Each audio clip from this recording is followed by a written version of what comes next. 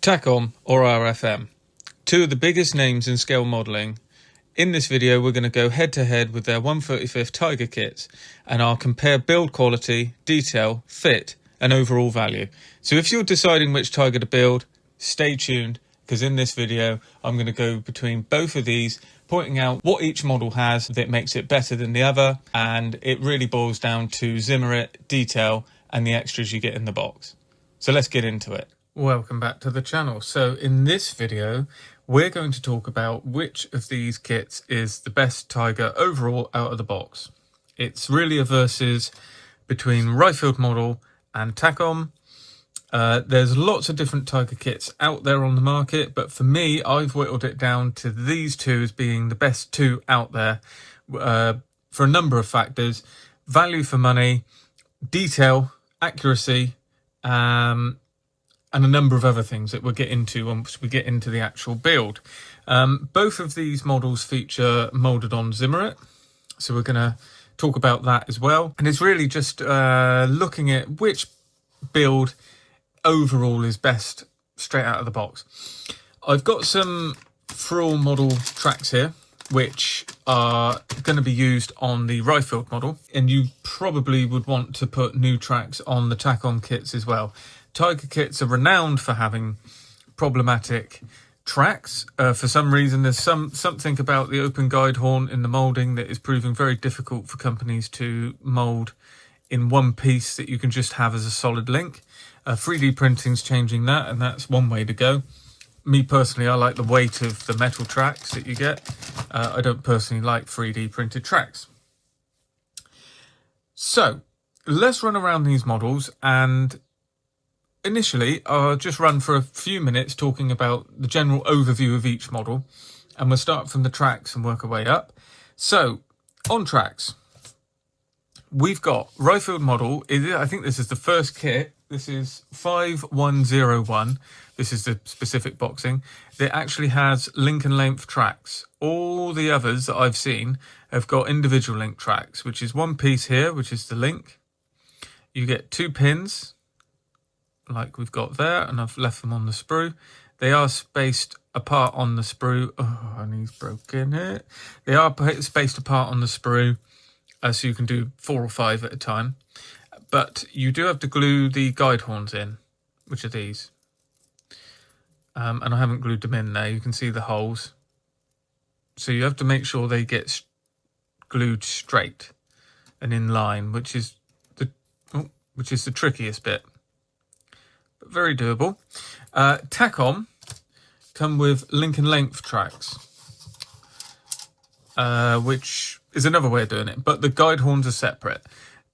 All other kits that I can think of from memory, bar a couple of oddities, the guide horns in the kit are solid. So if accuracy matters to you, the Tiger tank had tracks like this, and these guide horns have these funny little lightning holes in them to lighten the amount of metal. I can't imagine it saves that much, but there you go. When every little bit matters, that's what you get. That's what the issue with Tiger tracks is. It doesn't seem to be a problem on other kits. Panthers, these are Frill model, but Panther has that. Yet it seems that plenty of companies, Dragon, Ryfield model, are able to mould this as one single link with putting the guide horns on. I don't understand it. Anyway, you've always got to glue the guide horns on, is what I'm saying. So these work fine. They're workable on the bit where the sag needs to be, which is up to the idler and around the idler and up to the sprocket. And these work very well, but need to be really glued on. You can't leave them off. So all in all, I think Ryfield model probably gets it better because out of the box you can make individual link tracks very much like your metal tracks. It's just a little bit more work. So tracks overall, Ryfield models is better, although with all that said, I'm actually going to put a set of Frill models on this one anyway. So there you go. That's what most people do. It is an expense. It's something I like to be conscious of, and I'm recommending kits to you. I don't want to say, oh, this kit's great, but you've got to chuck a £40 set of metal tracks on it. But that seems to be what that's a luxury a lot of armour modelers like, and it fits very well with these tanks. After that, we really get onto the Zimmerit, I would say, because you get onto the kind of the basic hull and you can start to see the Zimmerit. So if we look at the Takom kit, I've done this work here specific to the Otto Carriers one. So I've ground off the molded on Zimmerit and put a couple bits of my own. So if we ignore that, you can see there, all of this here is molded on. This is as it came. All I've done is just taken these big chunks off there and there. So you can see lots of defects, very natural as it runs around there. Looks the part, really, really good. Really good. I have got different turrets in the Takom other kits, because this is the Otto Carriers kit. I've got an actual mid and an actual late. And they have got the other turret that's got the larger Zimmerit pattern, which is often seen in later Tigers. But again, you can see that that Zimmerit is really, really, really nice. For molded on, I mean, you'd struggle to do it as well as that. If we go over now to rifled model, this is a little bit more like what we've come to expect in the past from molded on Zimmerit. It's lacking a lot of the character. So this is that wider pattern, as you can see, narrower. On the Otto Carriers one, this is much wider and a bigger sort of pattern. But it looks like texture, but it's quite uniform. And when we roll around here, I mean, there isn't one little defect in it. So you've got to bear that in mind. And actually, there was an unwanted defect there in the moulding of it. And some of it missing, which is not the case on Takom. Now, you'll start to find this. Everything that's not right on the rifled model is correct on the Takom. So you can see here, I don't think I added that. I took it off of there. So there you go. So I wouldn't have added it there, I don't think. Whereas here, I've had to add it there. I've had to actually fill down here as well. And I've had to add on these rear joins where there wasn't any Zimmerit. Now let's see. No, it is there, see? There you go. So you have got a join, because this is the plates joining. And the Zimmerit is there.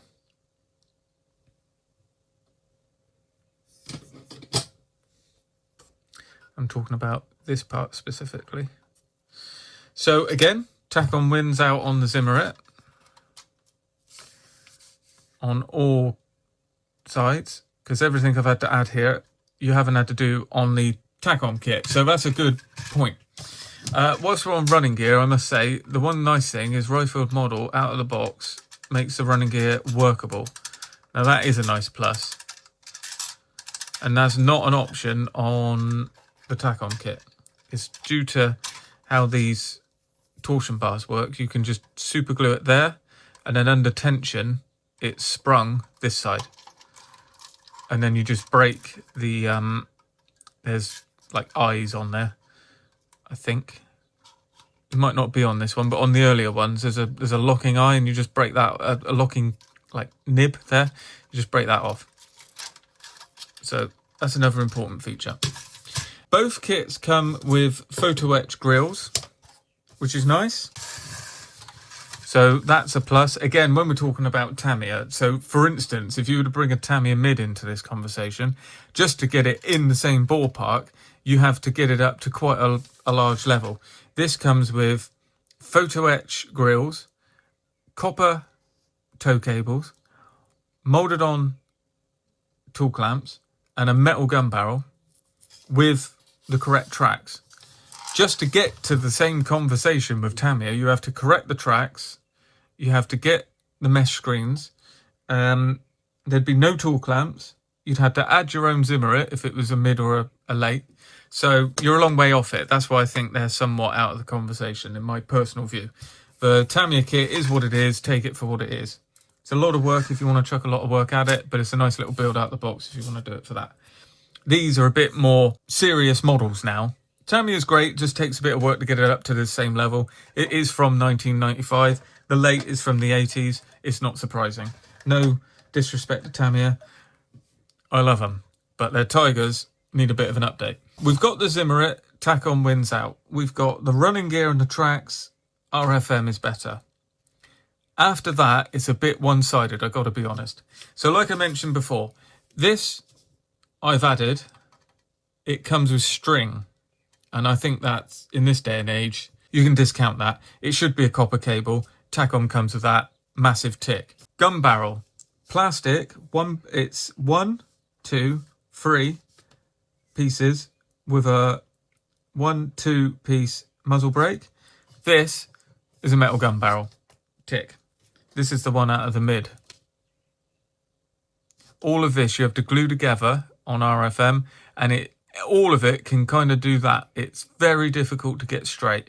Then there's a seam here where you can see that that's meant to just be it's not meant to be a join as such. Well, it is a sort of join, but here it's a gap, so you've got to fill it. Made an early turret as well, just to show you the same problem. That it wasn't until I added primer I saw that I had to sort a lot of this out. For me, that's a bit of a problem. And again, metal gun barrel. Big tick. The Zimmerit is massively better. The tool clamps and all of the fixings and details, massively better than the Riffield. Takom is far better. The track hangers, this is a real pain. As I got to the end of this RFM build, I thought, oh, just stick the track hangers on. Well, little did I know. So I've had to add these little bits of, I don't know what they are, druts, I suppose, something to put the spare tracks on. They're already moulded on the Takom kit, which means you can get your spare track, and when you've got the track hanger, you can just kind of push it in under. Hang on, wrong way, Jason. You can push it in under and just slip it in through friction fit. Like that. And it's fine. This, you're going to have to glue them up. They don't stay there at all. So this is a major plus as well.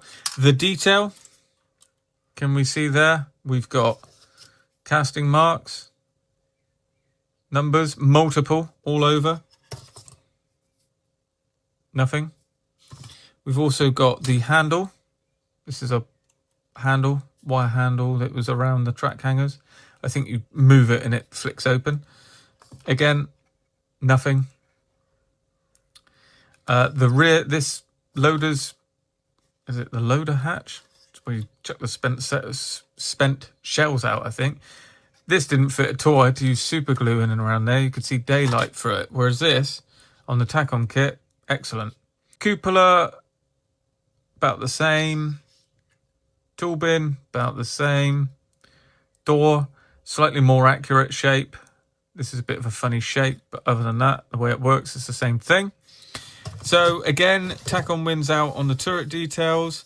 Even with the machine gun holder, it's more refined than this. This is a bit chunky.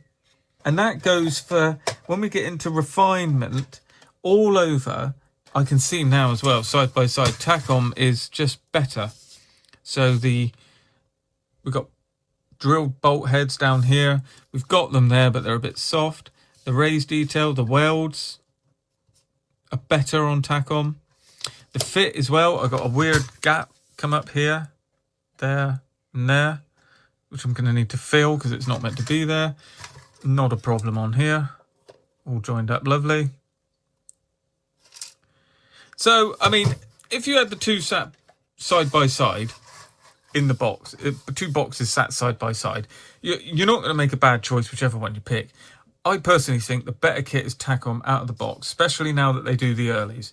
At the minute, Riffield model has far more options. They've done everything. You can do every Tiger, as far as I can see, by one of their box-ins. Whereas Takom have just done an early, mid, and a late. They haven't got like initials. They haven't got the Tunisia ones and the desertized Tigers. Whereas rifled model, that comes in every box. I've got that sprue in this box. So I've got all the Africa version fenders, side fenders, and exhaust shields. Where are we? I think you probably want a couple of RFM, but your main bulk wants to be Takom. That's what I'd say. The Zimmerit is fantastic. Any modeler is going to be happy with the Zimmerit you get out of the box. All the detail that you get around is superior. I don't know what you need to add to the Takom kit. If you're annoyed by the tracks, that's really it. Other than that, it's all there.